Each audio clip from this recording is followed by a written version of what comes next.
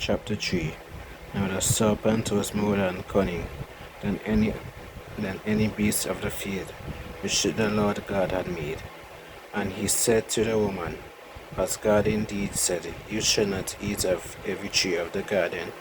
And the woman said to the serpent, We may eat the fruit of the trees of the garden, but of the fruit of the tree which is in the midst of the garden, God has said, You shall not eat it, nor shall you touch it, lest you die. Then the serpent said to the woman, You will surely not die, for God knows that in the day you eat of it, your eyes will be opened, and you will be like God, knowing good and evil. So when the woman saw that the tree was good for food, that it was pleasant to the eyes, that a tree desirable to make one wise, she took of its fruit and ate. She also gave her husband with her, and he ate. Then the eyes of both of them were opened, and they knew that they were naked. And they sewed fig leaves together and made them service coverings. And they heard the sound of the Lord God walking in the garden in the cool of day. And Adam and his wife hid themselves from the presence of the Lord God among the trees of the garden. Then the Lord God called to Adam and said to him, Where are you? So he said, I heard your voice in the garden, and I was afraid because I was naked, and hid myself. And he said, Who told you that you were naked? Have you eaten from the tree of which I commanded you that you should not eat? Then the man said, The woman whom you gave to be with me, she gave me of the tree, and I ate. And the Lord God said to the woman, What is this you have done? The woman said, The serpent deceived me, and I ate it.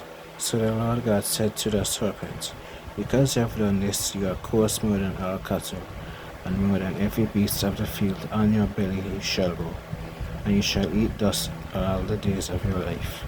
And I will put enmity between you and the woman, and because your seed and her seed, he shall bruise your head, and you shall bruise his heel.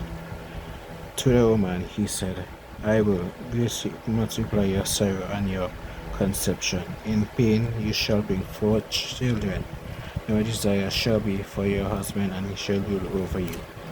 Then to Adam he said, Because you have heeded the voice of your wife, and have eaten from the tree of which I commanded you, saying, You shall not eat of it, cursed is the ground for your sake. In toil you shall eat of it all the days of your life.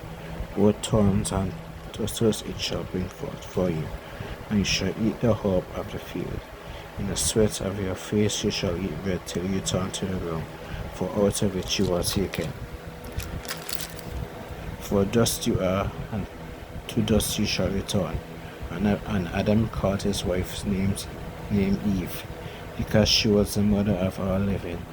Also for Adam and his wife the Lord God made tunics of skin and clothed them. And the Lord God said, Behold, the man has become like one of us, to know good and evil.